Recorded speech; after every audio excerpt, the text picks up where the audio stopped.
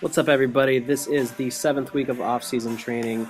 My Saturday bench session went really well. I was able to hit all 5 sets of 8 at 255. The bar at the place I was training at is a 55-pound bar, so threw some shit on there, and I didn't want to have to use 2.5, so we went 255. Got 5 sets of 8 reps. Was not able to pause the last rep on anything but the first set, just because everything felt kind of heavy that day. But I did get through all of my main core movements, so I was happy about that. This is the first squat session of this last and final 3-week wave of beltless squat training. After which time I will be making a couple of distinct changes to my programming for the rest of this year.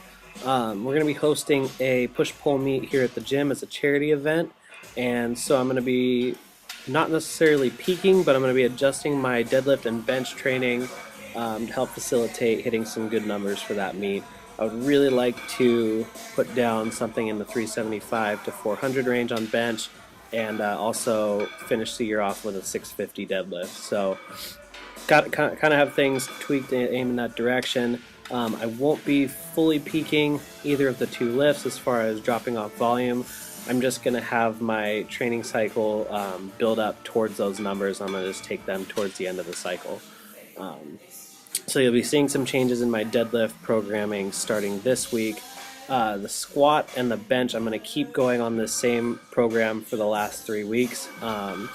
Squats here, I've got 3 sets of 5 slated at 365. Next week I go 4 sets. Week after that I go 5. Bench, I would like to get some good work sets of 5 in at around 285 pounds. So those I'm going to keep pretty consistent. For today, we squat. Because of all of the life stuff that was going on last week, I wasn't able to put in the normal time I dedicate towards mobility and rehab and prehab that I normally do.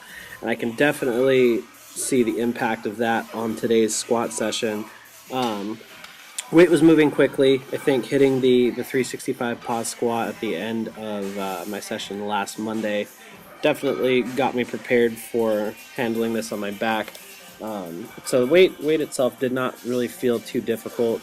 It was moving with a decent amount of speed, but you can definitely see that my depth took a big hit from not having done any stretching last week. Everything's cinched up. It's cutting me off a good 1.5 to 2 inches high from where I normally squat. So I spent most of my warm-ups and my first 2 work sets stretching my hips in between each set.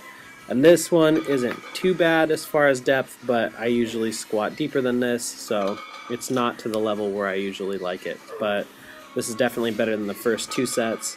Was able to stay pretty decently upright, core bracing's all there. So I've gotten the benefits that I've wanted to out of that. I just need to make sure that I prioritize that this week, so that way I'm successful going into the weeks forward. But sometimes you have to know when to readjust your energies to things that are more important than training, and last week was one of those weeks, so lesson learned.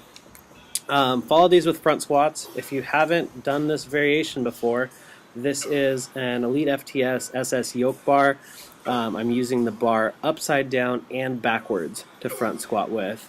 So you get the benefits of some padding on the shoulders for those of you who have more strength than pain tolerance.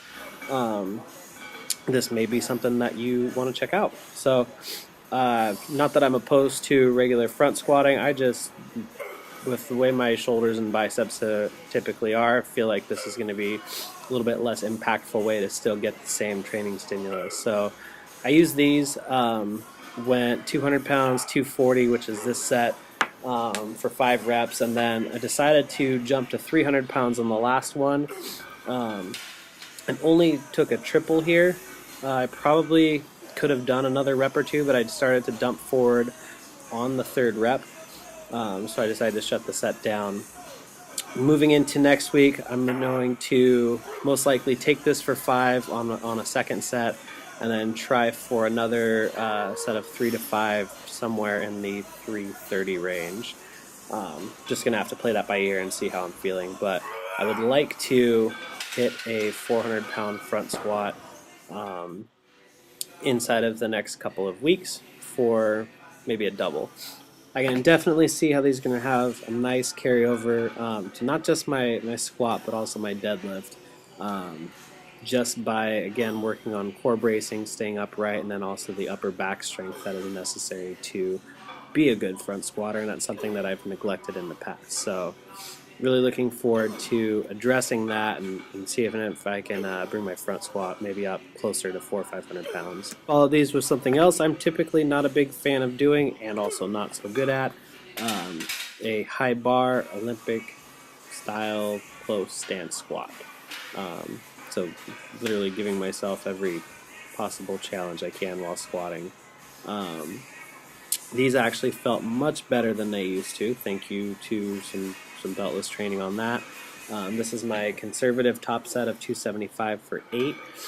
Next week I'm going to push this into the 315-ish range on my top set. So just want more additional work on the quads, more core work, and then also just get better at things that I'm not as good at. That way I don't have weak points. So those will continue to make an appearance for the next several weeks.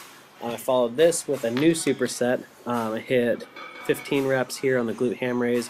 I actually changed the setting on the foot plate for the sets after this because it puts more emphasis on the lower hamstring. So did that, and I superset it with a new movement that I've used a lot with clients, but I haven't really put into my training routine here in a while.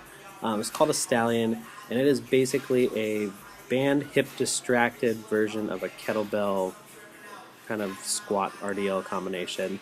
Puts a lot of emphasis on the glutes and the hamstrings, and that banded hip distraction forces you to get an additional contraction in through the glutes. So I hit 3 sets of 15 here, superset with the glute ham raises, holding 2 50-pound kettlebells.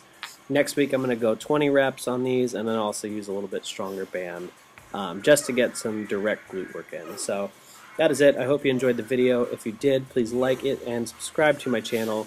If you haven't done so already, connect with me on Facebook and Instagram. And if you are interested in any of the programs we offer here at the gym, check out our website at www.savagegym.com.